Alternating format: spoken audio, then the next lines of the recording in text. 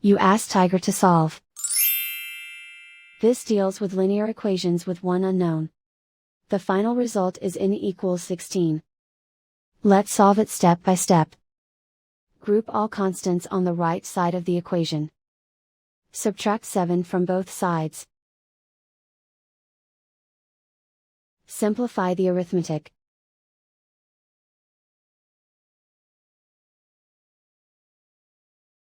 Isolate the c. Divide both sides by -3. Cancel out the negatives. Simplify the fraction.